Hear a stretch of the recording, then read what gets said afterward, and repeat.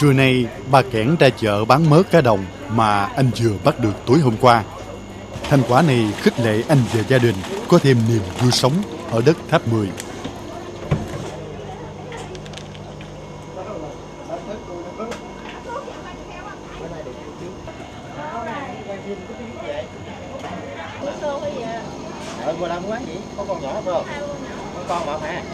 Không chỉ đổi lấy thành quả sau một ngày đêm đánh bắt, với anh, cái chợ thân quen với sản vật bốn mùa đã trở thành nhịp điệu sinh hoạt hàng ngày của anh, cũng như nhiều người dân, vừa với nghề ruộng, vừa với nghề cá nơi này.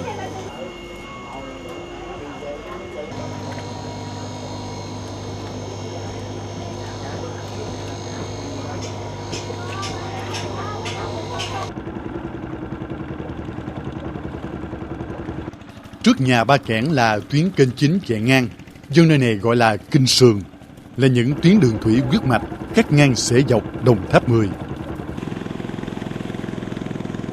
Kênh lớn là nguồn cung cấp nước tưới cho những cánh đồng rộng lớn, đồng thời là nơi sinh sôi nảy nở của nhiều loại cá đồng.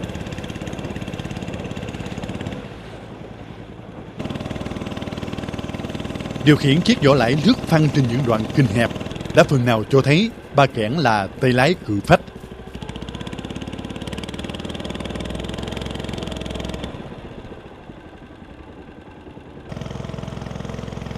Dù đã được khai thác từ rất lâu, nhưng nhiều nơi ở Đồng Tháp 10, nhất là phần đất thuộc địa phận Long An và Đồng Tháp, còn hiển hiện nét hoang sơ.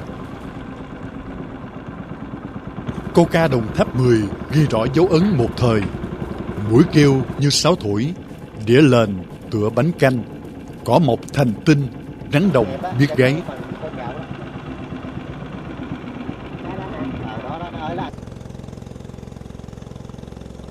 Theo anh Ba Kẻn cũng như nhiều ngư dân ở Đồng Tháp 10, có nhiều cách để khai thác tôm cá như câu lưới, lọp lờ. Mỗi cách đánh bắt có những lợi thế khác nhau. Mỗi ngư cụ đều có chức năng bắt từng loại cá đồng ở từng thời điểm. Nhưng cách nào, ngư cụ nào cũng có thể bắt được nhiều tôm cá.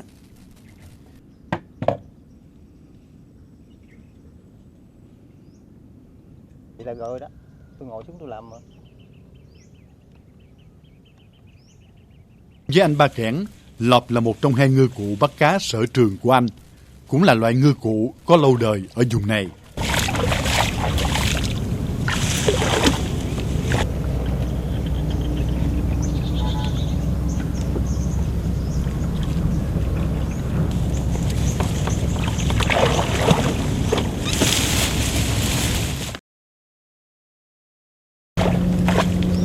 Nè, đăng nè, coi đi. Đồng ruộng mênh mông, nhưng theo Ba Kẻn, nơi cá đồng nhiều nhất vẫn là nơi nước có thể thông thương ra vào. Nhiều nhất là những mương đắp sình lầy. Cái chỗ nào mà nó còn hoang dã nhiều thì còn cá nhiều. Cái chỗ nào mà đất không có đê bao khép kín cũng như là đất nó để bình thường, nó có phải có trũng với cỏ rồi thiên nhiên tự nhiên rồi nó mới nhiều, mới có con cá ở nhiều. Ở nơi đó nước lũ có tới không? Thì cái mùa nước lũ thì chỗ nào cũng có nước, nhưng mà cái chỗ đó là cái chỗ tự nhiên, là nó không có bị bao lại đó. Nước vụ lũ nó theo quy luật hồi xưa giờ thì con cá mới có nhiều. Chứ còn mà nó làm đê bao khép kín rồi thì cá nó không có điều kiện sống, nó ít, không có cá luôn, thậm chí không có cá luôn, hiếm luôn. Còn phải chỗ nào nó hoang dã, nó còn tự nhiên được thì nó có con cá nhiều.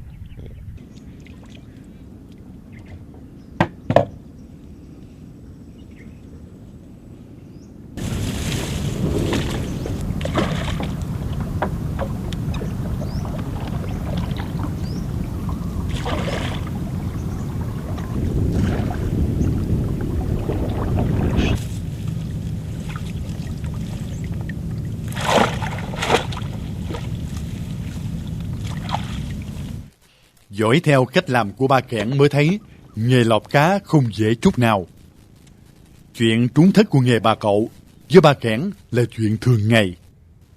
Nhưng với Ba Kẻn, đó vẫn là đặc ân mà thiên nhiên dành tặng nơi này. So với người ta làm chuyên nghiệp thì không có nhiều. Nhưng mà lúc mà trúng nhất cái mùa mà nước rút mà theo con cá lóc á, thì cũng được gần 18-20 kg. Lúc đó bán cũng có bữa mà nếu mà được giá bán cũng được gần 1 triệu bạc. Nhưng mà nếu nó ít ngày chứ không phải là mà được lúc nào nó cũng vậy. Còn có khi lúc mà ít chỉ đủ ăn cũng không chừng. Đó là mình nói vậy. Cũng theo con nước chứ không phải là lúc nào cũng vậy. Nó dao động như vậy.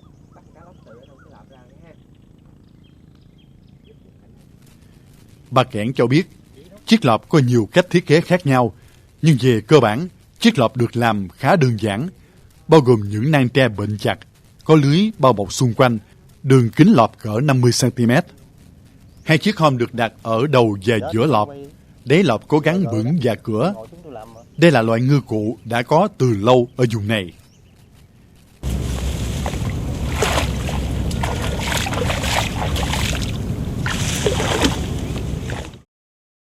Địa chí Đồng Tháp 10 có ghi, chiếc lọp là ngư cụ đã có ở vùng này từ cuối thế kỷ thứ 19. Nó theo những lưu dân vào đây khai khẩn, dần dần trở thành phổ biến và được ghi nhận là một trong những ngư cụ truyền thống tiêu biểu đánh bắt cá hiệu quả nhất ở Đồng Tháp 10. Thông thường, chiếc lọp được đặt ngược nước để có thể bắt được nhiều cá. Theo bà Kẻn và nhiều ngư dân nơi đây, người đặt lọp phải đoán được hướng đi của cá. Nơi đặt lọp của bà Kẻn chính là bụi rậm gian các bờ kênh hay những vân trấp. Sau khi che kín lại bằng cỏ, người đặt lọp chừa phần đuôi hoặc đầu lọp nhô khỏi mặt nước để cá không bị ngộp. Nên chiếc lọp được người dân nơi này đặt bằng cái tên khá ngộ nghĩnh, đó là chiếc lọp lũi. Nếu như mà mình làm thì quy trình theo như tôi làm, tôi có gần 200 cái lọp với trăm mấy cái gì đó là sống khỏe luôn, chứ phải đủ sống luôn, dư sức sống cái mùa nước luôn. Nhưng mà điều cái nghề thì nó cũng hơi cực.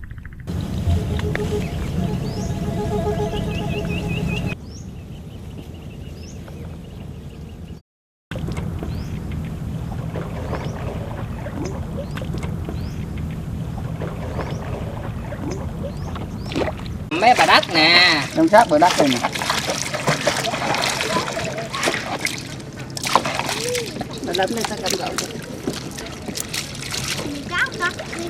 Đổ mấy cái là gì có lý rồi. Bữa đó cũng đầy cái thang này á.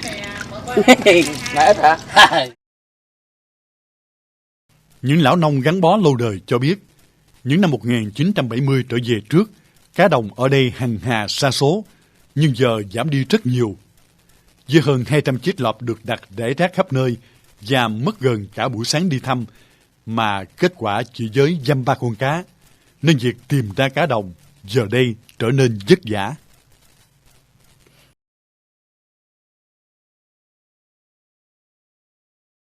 Dù cá đồng bắt được ngày một ít, nhưng trong suốt chuyến đi, chúng tôi nhận thấy ở anh Ba Kẻn sự lam lũ chịu khó, vì anh hiểu ở nhà vẫn có vợ con mong đợi.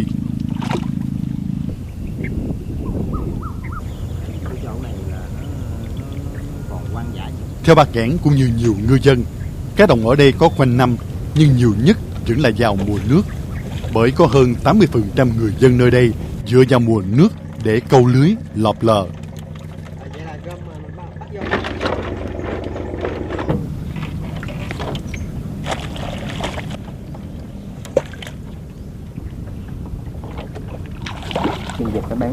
Đồng Tháp 10 có diện tích gần 700.000 hecta thuộc địa bàn 3 tỉnh Tiền Giang, Long An và Đồng Tháp.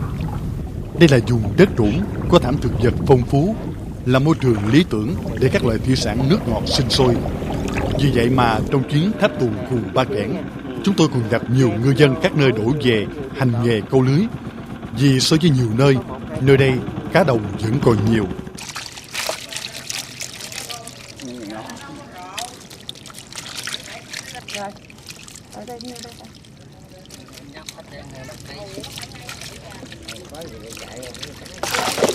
Nè, để cái rổ xuống, cái rô bắt bóng rổ này.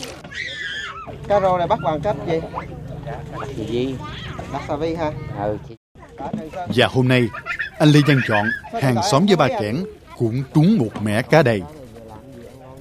Chưa kịp hỏi đôi câu thì anh Chọn và vợ đã nổ máy, chạy một mặt kịp cho buổi chợ chiều.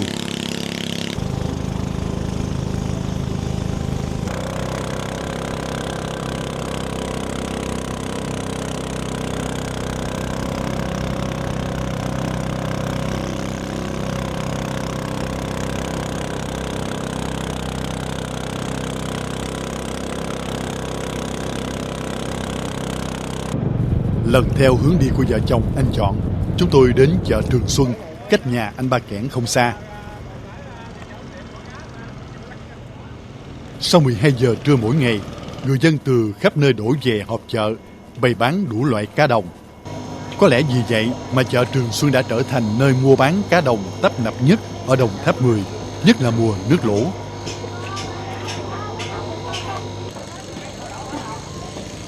Từ đây, các loại cá nước ngọt tươi rói được thương lái đưa đi bán khắp nơi, góp phần làm cho một góc Đồng Tháp 10 thuộc tiểu vùng sông Mê Công trở nên sôi động.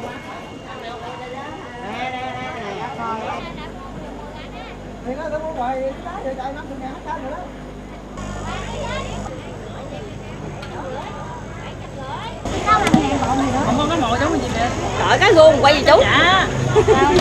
Trả đâu? Bỏ lại đây đấy. Nè, khoảng 36.000 trả tiền luôn. Nó chặt thôi thêm tiền cho 5.000. Mệt cũng vậy đó. 10.000. Nó trúng khối. Hai không? Hai bốn.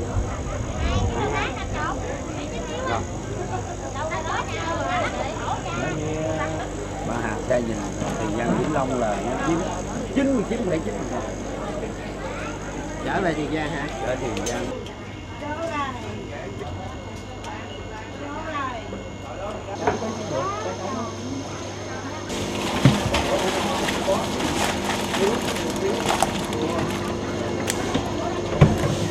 Ăn ngon quá ha.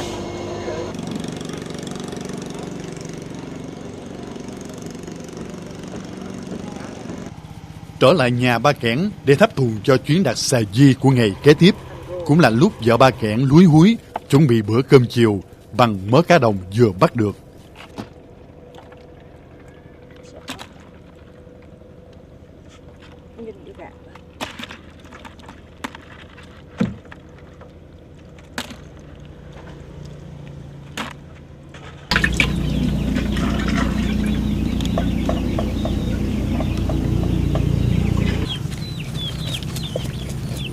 Mấy cá phi này nó mềm.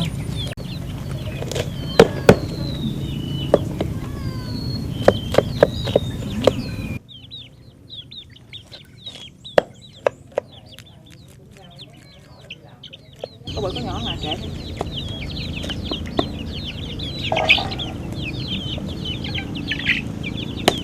Anh nào cũng mê cá trên gà, nhà vô đó.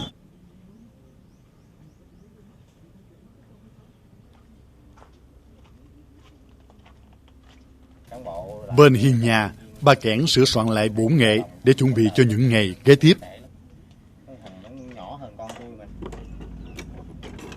Dù nghề chính là làm ruộng, nhưng Ba Kẻn thường tranh thủ lúc nhàn rỗi để tự tay làm lấy những loại ngư cụ cho riêng mình. Dù tất cả các loại ngư cụ đều có thể mua, nhưng tự tay làm, theo Ba Kẻn, cũng là cách tạo ra những ngư cụ ưng ý, hoặc chỉnh sửa số ngư cụ hỏng hóc hàng ngày trong quá trình đánh bắt.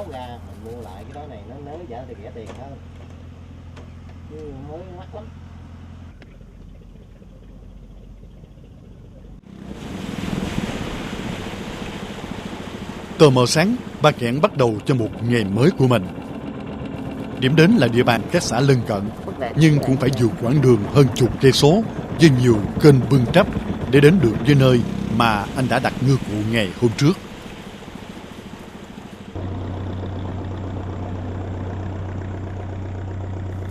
Mùa nước cũng là mùa khai thác cá đồng sôi động nhất, bởi dân tứ xứ đổ về Đồng Tháp 10 hành nghề bằng nhiều loại ngư cụ khác nhau. Xà di cũng là một trong những ngư cụ bắt cá rô hiệu quả nhất.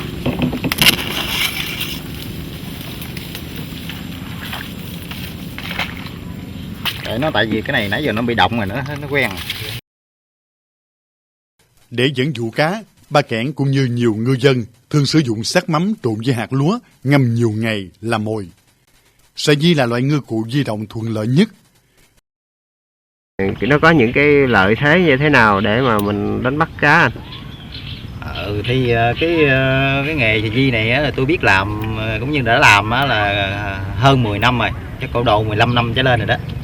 Mà cái nghề xà di thì nó thuận tiện, cái thì nó dễ làm, cũng như là tre nứa tự nhiên ở đồng mà mình có sẵn rồi mình đốn xuống, chủ yếu là ra ghẻ giót và làm thôi. Cái mồi của nó thì cũng dễ, cá cái xác con cá mắm ủ đó rồi trộn với cái lúa hột là mình để vô khai di thì là được rồi.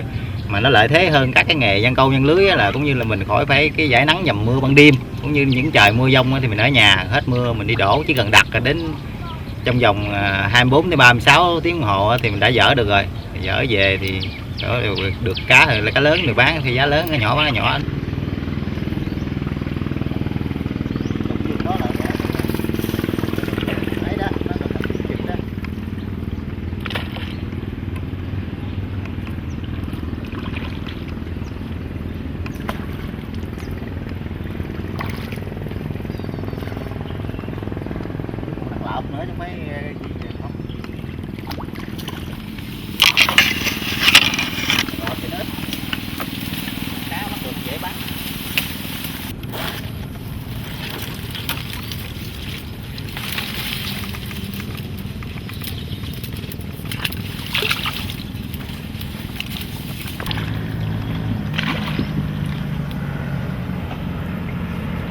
Quá sâu rồi.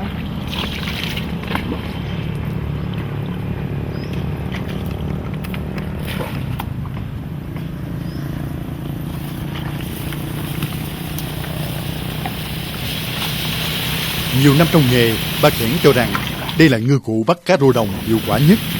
Ngày cao điểm, ba Kẻn có thể kiếm vài 10 kg cá rô đồng mỗi ngày. Cái này có nè nghe.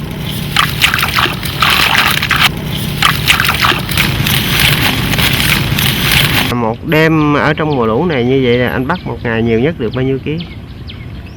Đi thì để cho nên đúng là theo cử chứ không phải là một đêm. Một cử thì đặt mà giáp khoảng từ 36 đến 48 tiếng đồng hồ, mà với gần 100 cây thì di thì cũng có thể được từ 20 tới 25 kg cá tất cả. Đó là những cái bình thường đó nha. Còn nếu chúng có thể hơn, rồi thất thì nó cũng có thể thấp hơn chút. Giá trị bán thì chắc cũng được từ 300.000 đến cao nhất thì cũng được 500.000, 300 đến 500, 400. Có tệ thì tệ gì cũng được 200, trừ tiền mồi xăng dầu rồi, còn trừ tiền mồi với xăng chắc khoảng 50.000 đó.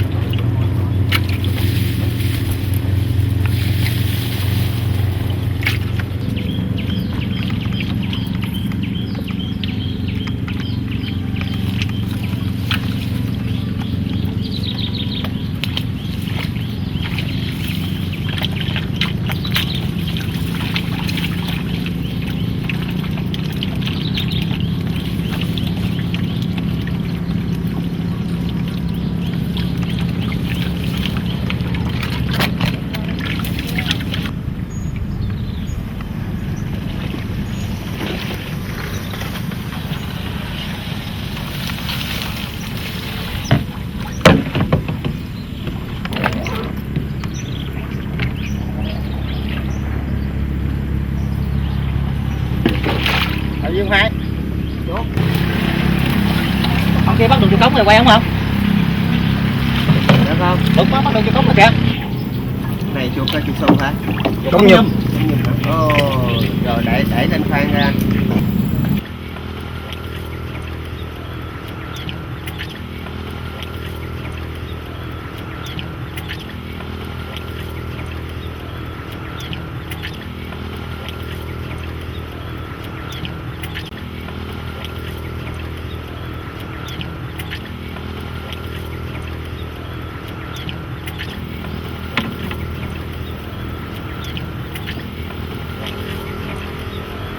Cái này hai cái mà con nào nấy kìa. Ngon không? Có con ớm, có con mập chà bá luôn á. Giờ còn đi 50 nữa không? Đi chứ. Cũng vòng vòng đây hả? Vậy. À, giờ đi đi. Lát thì em vòng qua em quay vài cảnh này. Rồi anh ba ơi. Buông những tre ra để tôi chấm.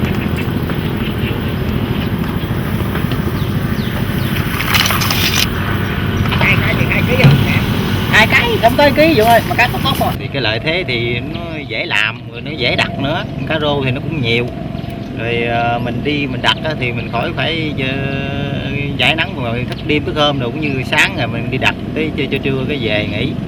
Rồi bữa sau đặt rồi cũng đi đổ rồi đặt lại rồi vậy đó hoài, cứ xe chuyền hoài chứ khỏi phải mà thức đêm đi và bị gió bão đồ thì nghỉ được, khỏi phải thức đêm giải dầu mưa nắng như giăng câu đồ phải thức đêm rồi.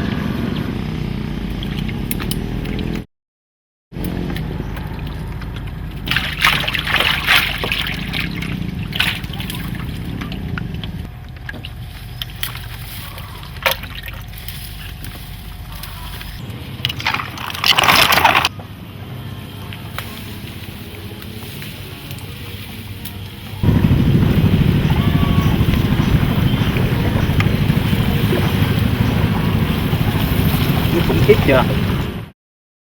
Để dẫn dụ cá, ba Kẻn cũng như nhiều ngư dân thường sử dụng xác mắm trộn với hạt lúa ngâm nhiều ngày làm mồi.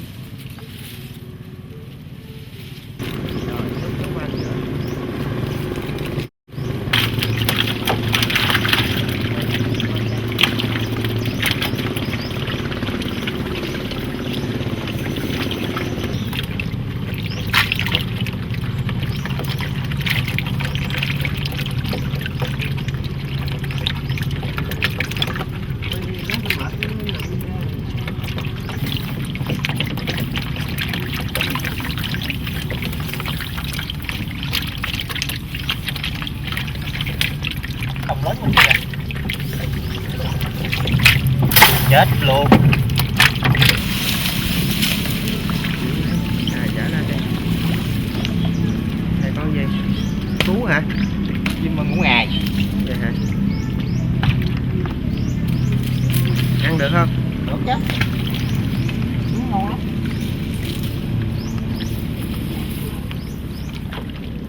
Đậu đó mà nó đi dễ thôi hay gì.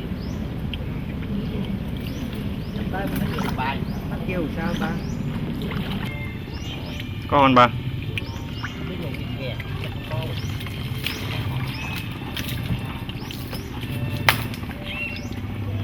Có nè.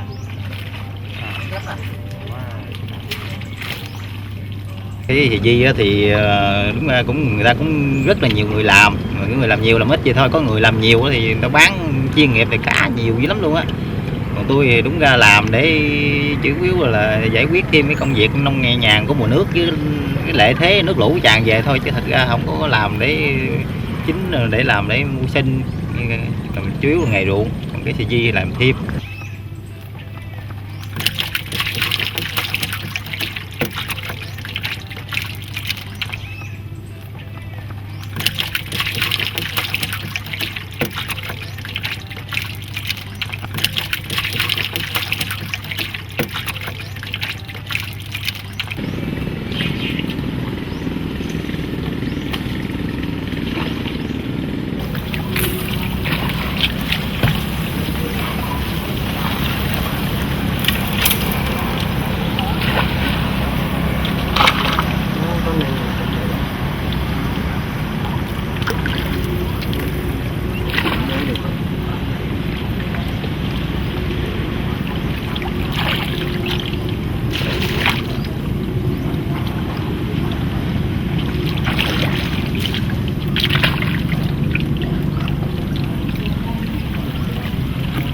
Sen này em không đâu phải mà làm đến sớm nó đẹp dữ lắm luôn á. Cái này quá là nước trước là nó hư trơn này. Chứ mỗi cái đồng sen này nó đẹp đã lắm.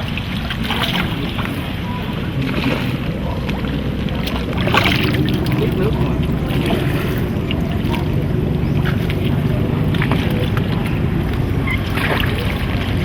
Nó 2.000 rồi đó. Lên. Nó 2.000 rồi đó. Lên. Đó em. Đó.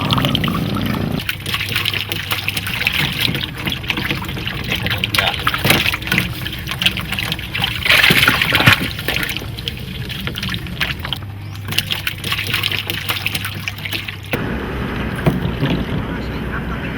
Lớn vậy? Sao? Làm mồi nhậu là hết biết. Sao rồi nó cũng ngon cá. không chạy không nãy giờ chạy có cái nữa.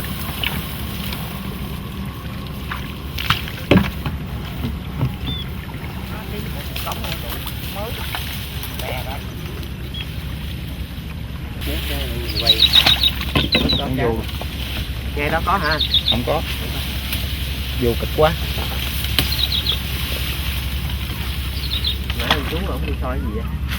Con gắn ông làm thể ông bị thể ngắn ông đi kiếm nó đập mà ông bắt không được.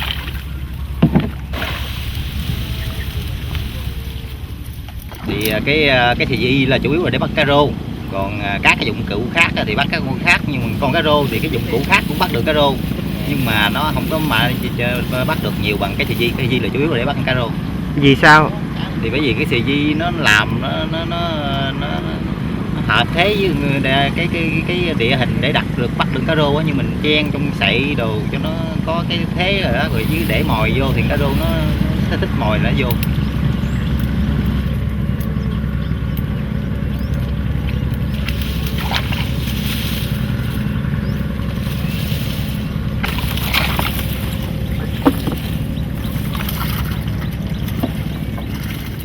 Ví dụ như bây giờ mình làm trong mùa lũ thì chủ yếu là trong mùa lũ, còn cái mùa khô thì mình cũng có thể làm để kiếm ăn được, như đem vô mấy cái bào chấp ao rồi đó mà nó có cái sậy hay hoặc cỏ rồi đó thì cũng làm mà chủ yếu là kiếm ăn thôi, chứ còn nếu mà để bán kiếm đồng tiền thêm thì không được. Dạ thưa anh, ở trong mùa lũ với 100 cái xà vi như vậy thì một ngày mình bắt có thể kiếm sống ở trong mùa lũ khỏe không anh? Đúng ra 100 cái hài di mà đi làm thì kiếm sống được, qua mùa lũ được, nó cũng khỏe chứ không cực khổ như mấy cái giăng câu giăng lưới đâu. Nhưng mà nói được thôi chứ không có dư nha, nhưng cũng làm vậy được, kiếm sống thì được.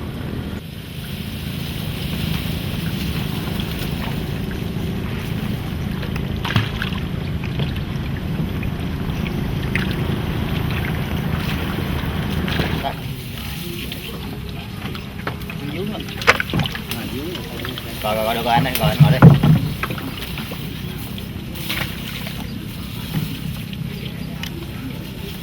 Con nào nấy nó bự giống như nó dốc luôn hết.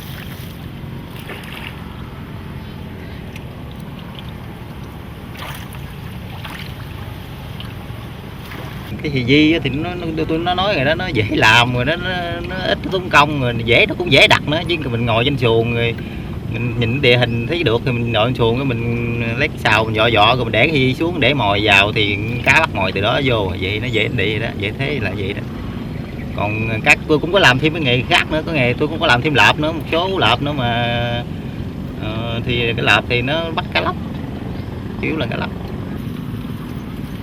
Sợi dây được làm khá đơn giản, gồm những thanh tre bền chặt bằng dây thép có hình trụ.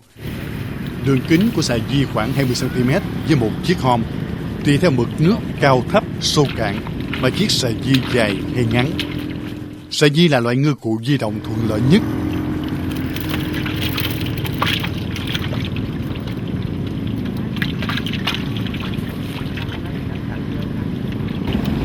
Làm cái nghề di này cũng hơn 10 năm rồi, mười mấy năm rồi à.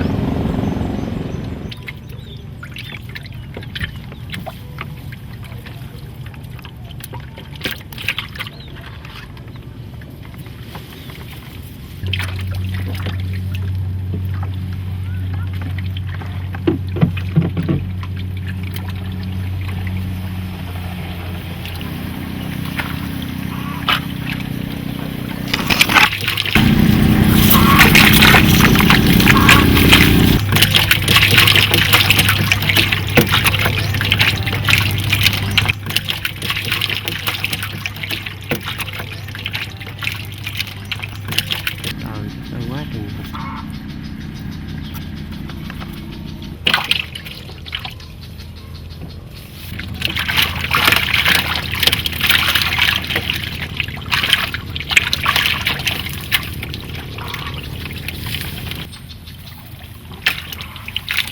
Một rồi đó là tôi đố là một ngày là 7-80 cái là 40-50 kg.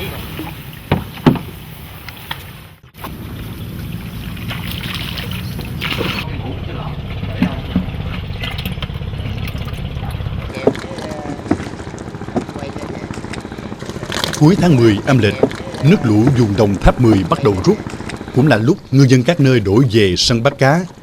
Bởi không chỉ tìm kế sinh nhai, mà đó còn là nhịp điệu thường niên của cư dân vùng này. Người dân vùng Đồng Tháp 10 hay tự hào đất Tháp 10 trên cơm dưới cá, hay đất Tháp 10 lấp lánh cá tôm. Câu ca theo gót cha ông Tượng Ngàn xưa giàu khẩn đất hầu như vẫn còn nguyên giá trị đến tận giờ. Tình cờ chúng tôi gặp anh Sang đang bủa tay lưới ba màng để đón bắt cá mè dinh.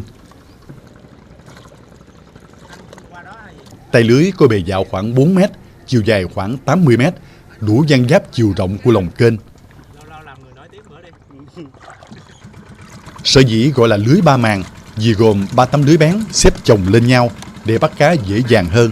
Cá đó tiền nhiều đó. Tuy không phải là ngư dân chuyên nghiệp, nhưng khi vừa rải xuống lòng kênh độ chừng nửa giờ đồng hồ thì tay lưới của anh Sang dính cá mè dinh dày đặc. Anh Sang cho biết mùa lũ kéo dài hơn 3 tháng nhưng chỉ có vài đợt cá rộ. Đó là vào con nước mùng 10, 25 tháng 10 kéo dài đến 25 tháng 11 âm lịch. Bởi đó là những ngày nước kém, các loại cá tuôn ra sông lớn để ngược về thượng nguồn. Dân vùng này gọi là mùa cá ra.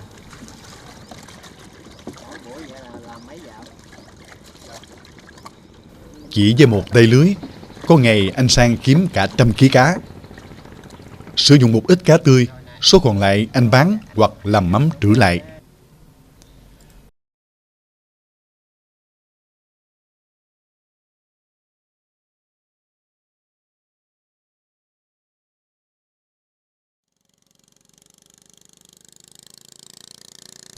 Sau khi kéo xong, anh Sang trở lại nơi bủa ban đầu để thả vào lưới kế tiếp. Cứ vậy mà kéo dài đến 3-4 ngày liền. Những ngư dân sống quanh năm bằng nghề câu lưới cho rằng năm nào lũ lớn thì cá càng nhiều. Nhưng nhiều nhất có lẽ là vùng Đồng Tháp 10 thuộc tỉnh Long An. Bởi nơi đây không có đê chặn đường đi của cá, nên những cánh đồng ngập lũ rộng hàng ngàn hecta là nơi lý tưởng để cá sinh sôi. Nãy giờ bắt được nhiều chưa anh? Chắc có chục ký à. Bao lâu rồi? Nãy giờ chừng hơn tiếng hồ. Cái lúc mà cá nó ra rộ thì cái lúc đó cái cảm giác của anh thế nào? Thì nó ham vậy thôi chứ đâu có gì. Với nó mừng vậy. Nó có nhiều là mình ham lắm, mình bị mình bằng nghề đó mà. Mình giăng lưới như vậy mình để về mình sử dụng hay là mình bán cho người khác anh? Mình sử dụng, mình làm mắm, mình bán ra con mắm thôi chứ không có bán con cá. Mỗi một mùa như vậy tính ra là anh tổng cộng làm được khoảng bao nhiêu ký cá? Cho nó tấn chứ đâu nó ký được. Không chỉ có dân tại chỗ, người nơi khác cũng đổ về. Ông Ba Quang quê Tiền Giang đến đây từ rất sớm để giăng lưới đón bắt cá mè dinh. Cứ 10 bữa nửa tháng, cá bắt được ủ đầy chục khạp, ông chở về quê nhà rồi trở lại đây giăng tiếp. Chỉ với giăng lưới này, mỗi mùa ông bắt được hơn 2 tấn cá mè dinh.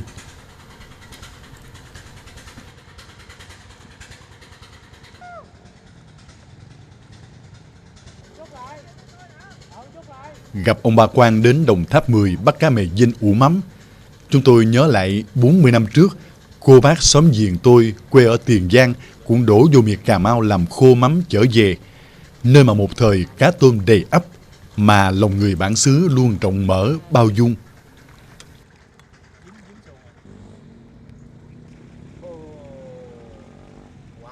Năm năm trở lại đây, mắm cá mè dinh trở thành món ăn thời thượng, nên mới có dòng người đổ về Đồng Tháp 10 săn cá mè dinh ủ mắm.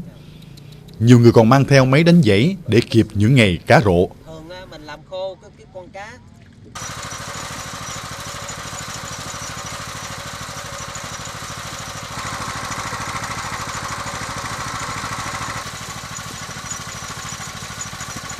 Bà Tám Kết quê ở Đồng Tháp cũng trực chỉ mấy tháng qua ở bờ kênh này để mua cá mè dinh ủ mắm. Mỗi mùa bà Tám ủ cả 100 khạp chở về quê, nhưng số lượng này cũng chẳng thấm tháp gì so với nhu cầu của các tín đồ mê món mắm do chính tay bà làm. Bà cố cắt nha. ngang rồi bà bỏ tụng cái tôi đi. Xã đó mình thấy không? Dạ, mặn cá này cho nó đem về. Sau hơn 3 tháng ngao du trên dòng nước bạc mênh mông, cá mè lớn nhanh, thịt chắc là nguyên liệu làm nên món mắm trứ danh ở Đồng Tháp 10.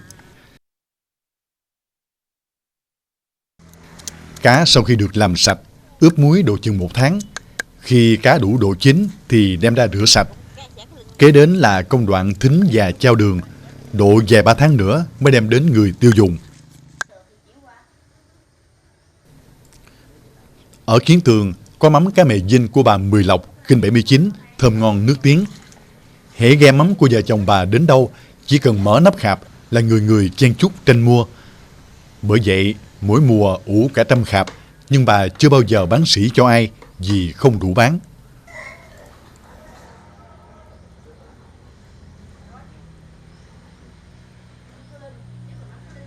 Mình ăn thua mình muối dừa ăn, mình làm đủ liệu dừa thôi, không làm mặn mà không làm lạt. Mình làm dừa chững ăn là mần gan cá ngon thôi, chứ muối mặn quá mần nó không ngon, nó nhưng khô.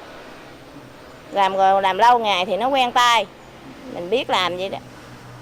Như vậy, để làm ra được cái con mắm cá mè Vinh, khi mà con mắm đến tay người tiêu dùng, người ta chưng hoặc là người ta chiên, thì cái thịt con mắm nó thế nào là con mắm cá mè Vinh nó ngon chị? Nó gã ra, cái xương cũng rũ ra luôn, là người ta ăn rất là ngon, người ta mới mua nhiều. Mùi thơm, rồi cái vị nó như thế nào? Mùi thơm thì giờ mình bắt lên bếp rồi mình kho là nghe thơm mùi mắm liền. Là họ biết bà này bán mắm cá mè Vinh trên kinh xuống, là họ mua. Bán lâu ngày là họ biết liền, họ ăn lần 2 lần là họ biết mặt mình liền. Ở đây người ta gọi chị là cá mè Vinh trên kinh nào? 79. Ở 79 là xuống bán là ta biết mặt chín quá.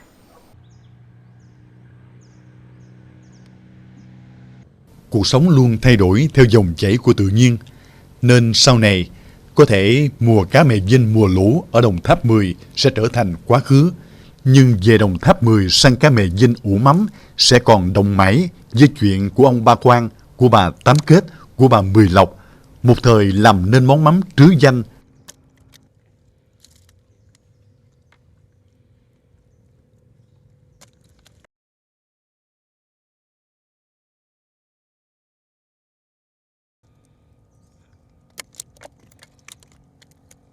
Cánh đồng mà cái chỗ mà chu ngụ cái môi trường để cho con cá nó sống á, nó hẹp dần, nó hẹp lại, là do cũng như là mình nông nghiệp phát triển làm đê bao rồi khép kín á, không có chỗ cho con cá nó trú ngụ dưới cái phương tiện đánh bắt bây giờ nó tinh vi quá nhiều người đánh bắt rồi tiếng cái nữa bị xung điện đồ đó, rồi mùa nước mùa khô thì lại thuốc hóa học đồ nó chết nó không có điều kiện sống, bây giờ nó ít cá vậy là vậy.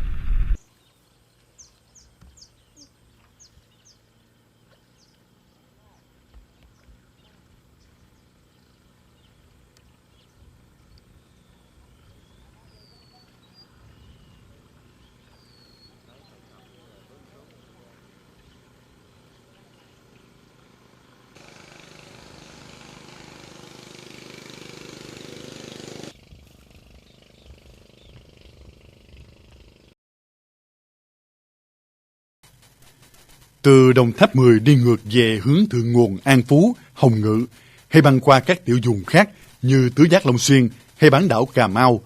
Mỗi nơi đều có những loại ngư cụ với nhiều kiểu đánh bắt khác nhau, từ đặt trúng, lờ lọp, giăng câu, đăng lưới, chất chà, đóng đáy. Tất cả đều sinh động và rực rỡ.